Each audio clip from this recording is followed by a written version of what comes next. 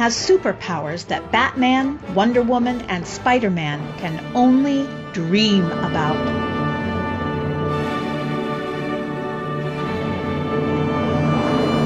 The music an orchestra plays can make you happier and healthier.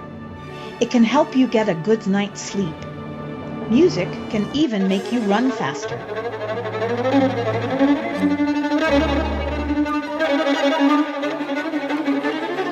Research has also shown that listening to music can help you succeed in school.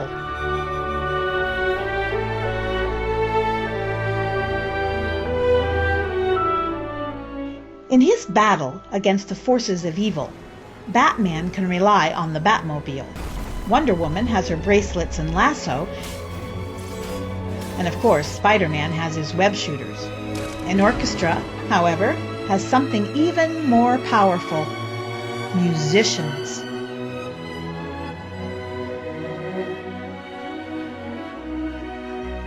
As you may remember from our previous videos, an orchestra is a large group of musicians who play together on a variety of different instruments. They are led by a conductor. All those instruments are divided up into 4 groups, or families of instruments. We learned about woodwind instruments like the flute, clarinet, and oboe and bassoon the last time we got together. You will also find percussion and brass instruments in an orchestra. But today we would like to introduce you to the string instruments.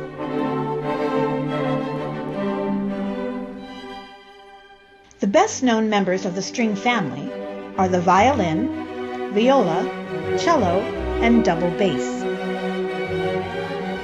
The string section is the largest section of an orchestra. Usually that's due to the number of violins. Some orchestras have as many as 30 violins, much more than any other instrument. When you look at the primary string instruments, you will notice a definite family resemblance. The violin, viola, cello, and double bass are all similarly shaped and have bodies made of wood. They are also similar in that they are all bowed instruments. In other words, they are most often played by drawing a bow across the strings. Hi, my name is Sheena Gutierrez, and I play violin with the Symphonia. The violin is a string instrument. It has 4 strings and is played with a bow. Together, the strings of the violin can play different notes when you place your fingers on top of the fingerboard.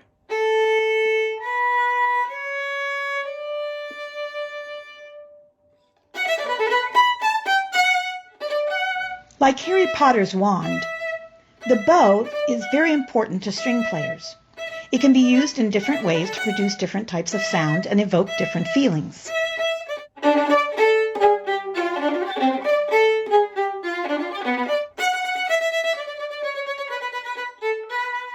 The bow stick is usually made of wood or carbon. The bow hair, which is what commonly comes in contact with the strings of the instrument, is traditionally horsehair, but there are synthetic options available today. The special thing about the violin is you can play a lot of different genres of music, as well as different sounds. I can sound like a mosquito. I can sound like a car.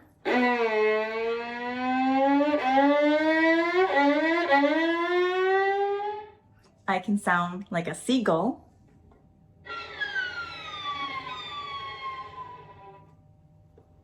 Or I can just make very funny sounds. When we were talking about the woodwind instruments, we learned that the smaller instruments, like the piccolo, could play the higher notes, and the bigger instruments, like the bassoon, could play really low notes. Well, the same holds true for the strings. The violin is the smallest of the bowed instruments, so it can play the highest notes.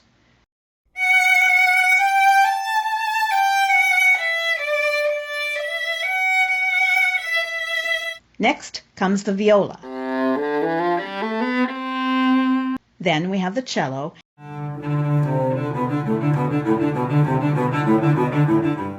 finally, the double bass, which can play those really low notes.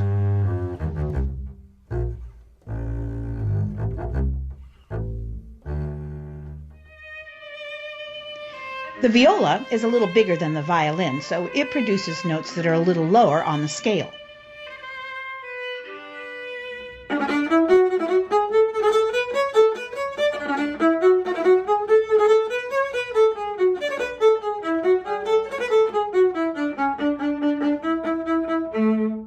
This piece is very dramatic, it's very energetic, and it's very powerful. When I listen to it and when I play it, it makes me smile, it makes me happy, I feel joy. The cello is even bigger than the viola, so do you think it can play higher or lower notes? That's right. Because it's bigger, the strings are longer and will produce a lower sound. The cello's range is very similar to that of the human voice, which may be why people find it so expressive and powerful.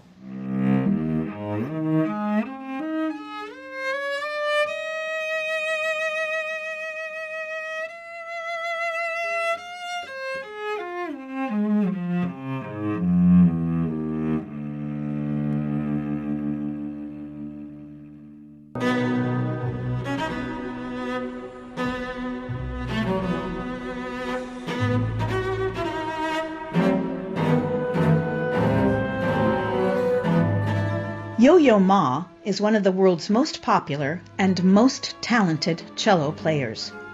"I love the cello," he once tweeted. "It's an instrument that has a lot of versatility. I can play bass lines, the melodic stuff, rhythmic groups. I can imitate vocal sounds. That's why I love it, because I can do a lot of different types of music on it and can explore lots of different kinds of music with it."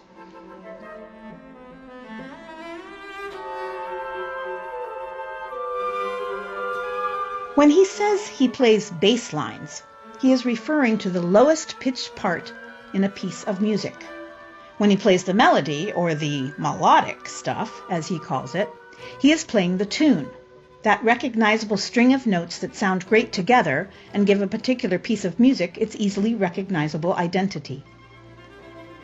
The rhythmic groups he refers to contribute to the pulse or beat of the music.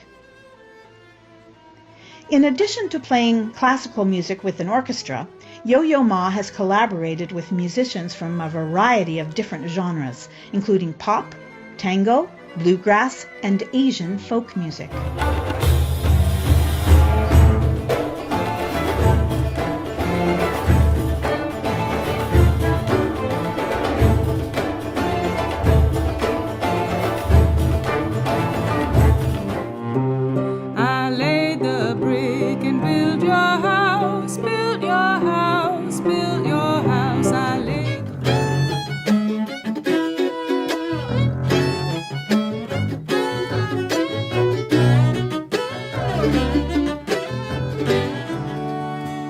Deep greens and blues for the colors I choose.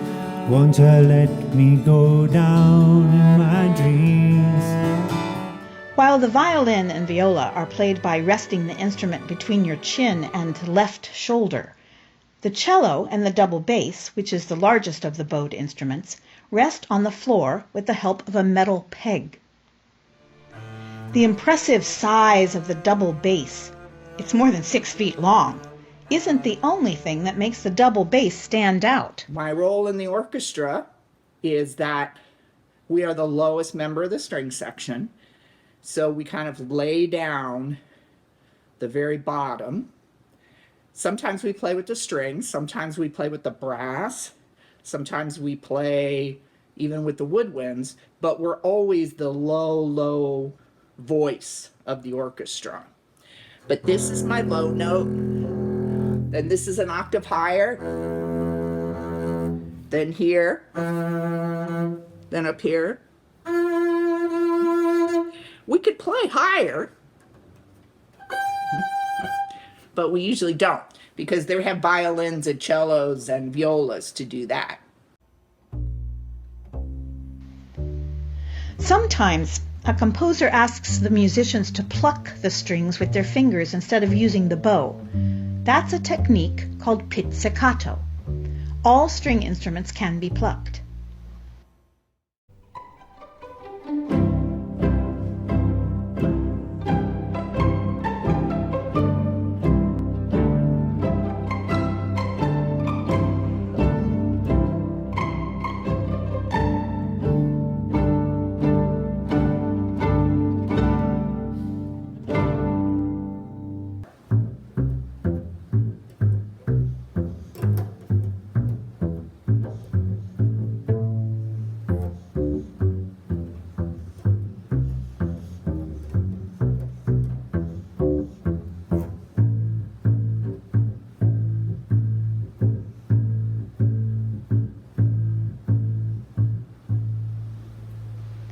There are lots of other stringed instruments.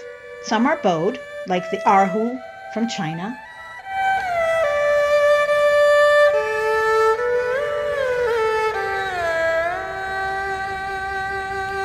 And the Persian kamancha. Others are plucked, like the guitar, banjo, mandolin, balalaika, ukulele, pipa, sitar, lyre, dulcimer, cymbalum, lute, and zither. And let's not forget the harp. My name is Deborah Fleischer, and I play harp with the Symphonia. I was 7 years old when my grandmother started me on the harp. She was a harpist and played in many orchestras and played with lots of jazz musicians and lived a very exciting musical life, and I wanted that. Harps are the oldest of all the string instruments. Images depicting the ancestor of today's modern harp have been found in the tombs of ancient Egypt rulers. Many experts think that they developed from the bows once used for hunting and warfare. Unlike violinists and cellists, harpists don't use a bow. In fact, the harp gets its name from an old word used by the Anglo-Saxons and the Vikings that meant to pluck. I use 4 fingers on each hand. We don't use our pinky because it's too short to reach the strings. A typical harp is about as tall as a double bass, 6 feet. It has 47 strings, which are all different lengths. Remember what we learned about smaller or shorter instruments playing higher notes? So which strings on the harp do you think might play the higher notes? The shorter ones or the longer ones? That's right. The shorter the string, the higher the note. And of course, the longer the string, the lower the note. Playing before a live audience is a very special experience. People want to be moved, they want to be soothed, they want to be inspired, and we in the orchestra love creating that magical atmosphere that allows people to have a wonderful listening experience.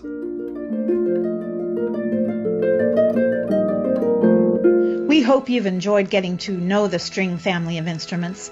We'll introduce you to the percussion instruments the next time we get together. Until then, may the force of the music be with you.